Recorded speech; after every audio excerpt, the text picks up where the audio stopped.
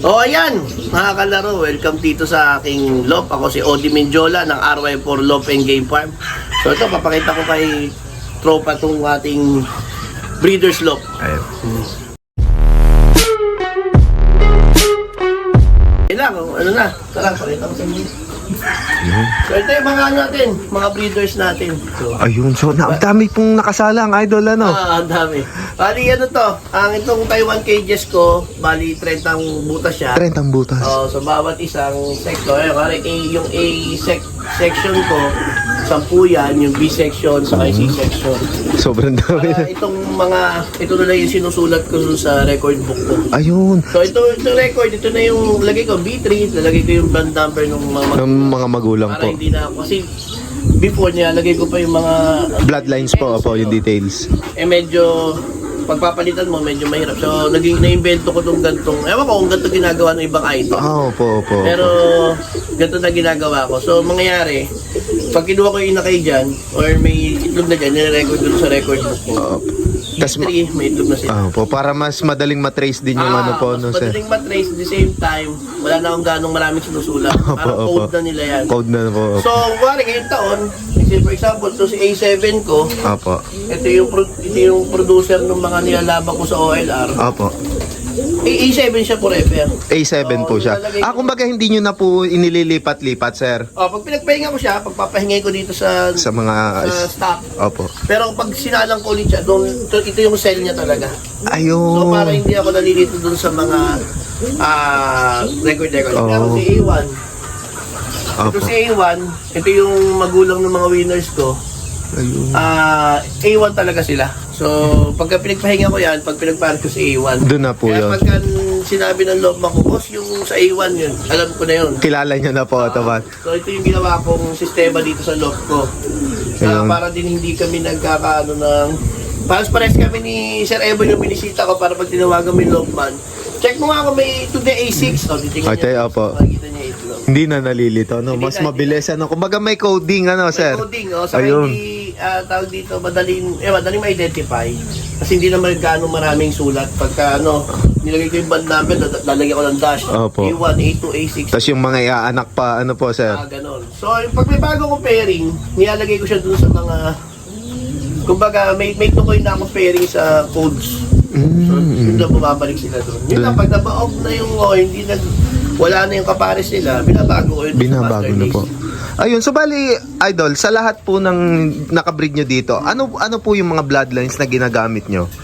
Meron ako nung tinatawag ko na PI line. PI line na po. Yung mga Opo. pwede. Yung mga yun dati ko pang ginagamit since 2011, 2010. Ayun ay na-acquire ko yung dati, mga finishers yun. Na-acquire ko sa Cavite. Mga daw yun, Mariano, saka onlines ni Jong Benko. Chong Benko, opo. Yun yung mga nagpo-produce sa akin ng maganda. For example, yung una kong 2011 kong karera, newbie pa lang ako. Opo. Ang na-produce niya is Tacloban Finisher. Tacloban, galing na to. Nag-breed ko yung dalawa, Tacloban Finisher. Bago pa lang ako noon. Opo. Pero contender ko noon, nagkalbayog clacker na ako, tapos isang kalbayog finisher, yun yung kalbayog finisher. Opo. Kinarga ko yung tatlo ng Tacloban, hindi umuwi yung dalawang live ko. Ang umuwi, yung butas, Yung butas yung PI line. Yung PI line po. Oo, Tacloban. Hindi pa ako marunong magkarera noon. Ang ginagawa ko noon, hindi pa ako naniniwala sa palipad. Ang ginawa ko ng kondisyonan noon, hindi ko pinalilipad kasi baka mawala.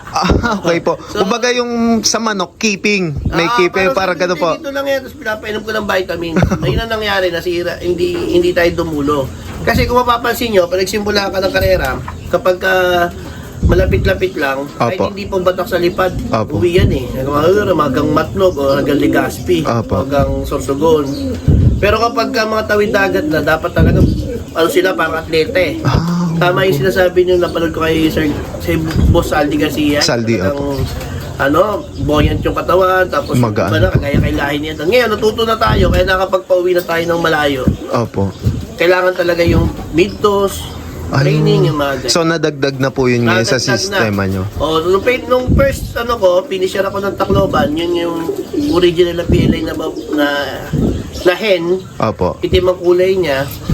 Tapos, after nun na busy na ako sa work, since kailangan ko magtrabaho, Opo. so ginawa ko, nagpalipad ako kay Esing Dalubasa. Kay Sir Esing na So, po. kay Esing Dalubasa, 3 season ako nagpalipad doon. Yung unang season ko, yun na lumabas yung, mamaya, pakita ko sa inyo, yung MacArthur Clocker namin.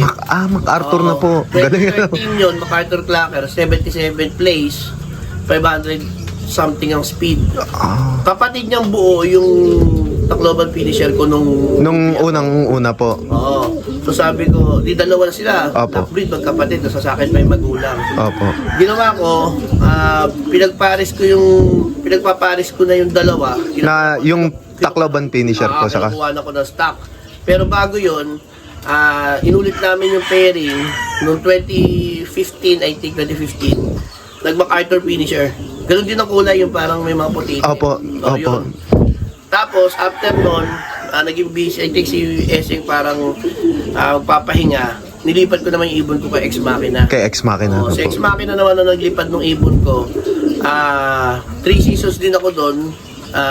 Naglaro din ako sa PHA. Opo. Sa loob niya. Yung mga PHA namin, mga kamuntik lang. Opo. Ano naman di ba? Hindi naman Opo. tayo bigla.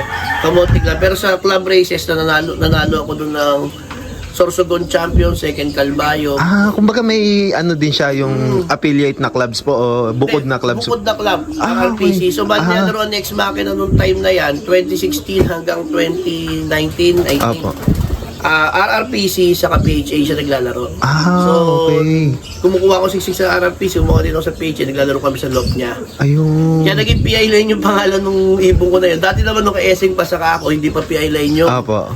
Nung kami lang, makalokohan yung Opo, totoo. Rodel eh.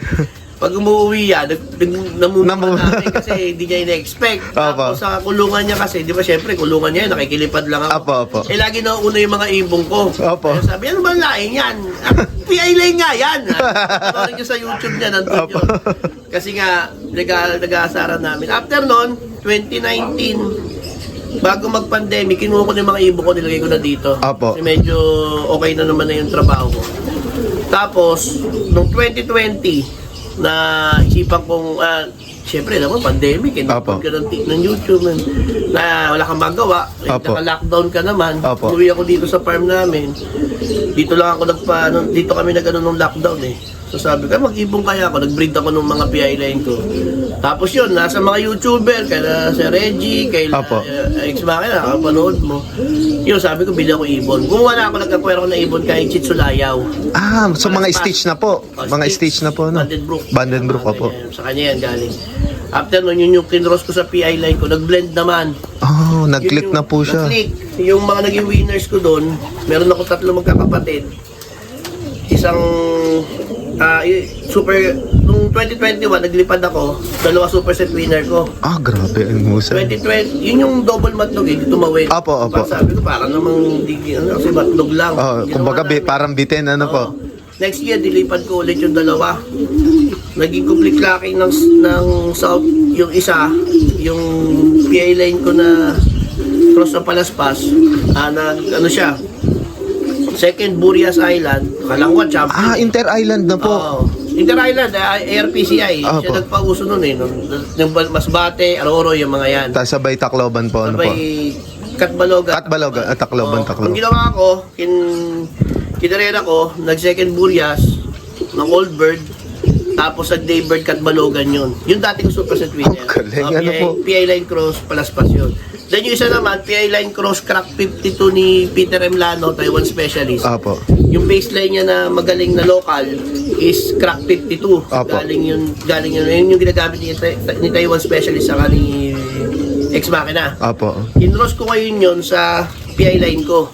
Ang pinanganak naman niya, complete locking nung 2022. Tapos nagpa-invitational na MacArthur si Press Money. Ang nangyaring resulta niya, MacArthur finisher Thursday.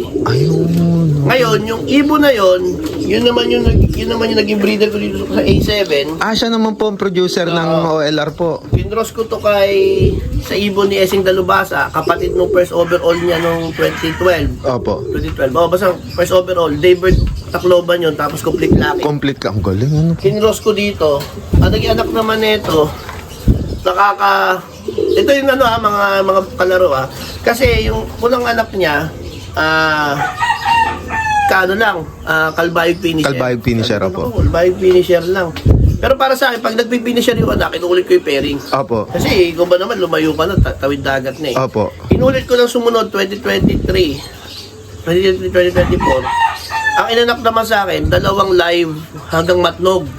Galing ano. Pagdating ng kalbayog, nawala din, nagpinisher din. Nag-finisher. Sabi ko, naku. Pero umuwi pa rin, ano? Umuwi pa rin, sabi ko, naku. Puro finisher na, parang ano na po. Pero ako naniniwala, sabi ko nga sa inyo, importante maniwala ka dun sa ibon. Opo. Kasi pag hindi ka na naniniwala, parang hindi ka na yung amo niyan. Opo. So ginawa ko sa inulit ko siyang pairing ulit. Kumuha ko pang laban ko nitong huli na 2024. Lately lang, ano, sir? Nitong lately, nung nanalo, yung 2025 pala. Ang inanak sa akin, nagkalbayog, finisher na naman. Opo, finish. Live ulit, tagang matnog, tapos kalbayog finisher na naman.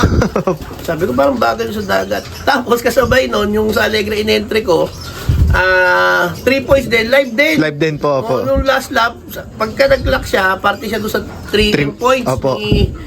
ni HBM. Hindi na naman umuwi. Kakauwi na ngayon.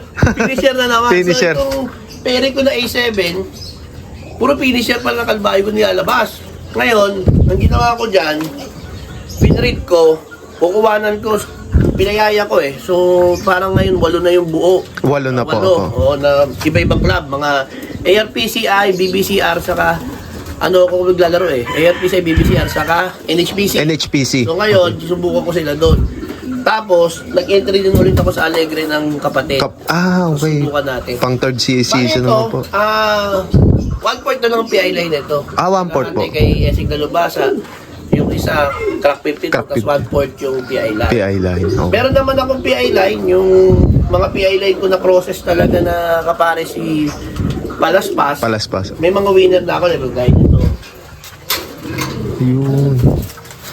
So wala nang lumabas na puti-puti gaano na Wala idol? na, nawawala kasi meron ako yung sa Titacloban Champion ko mamaya.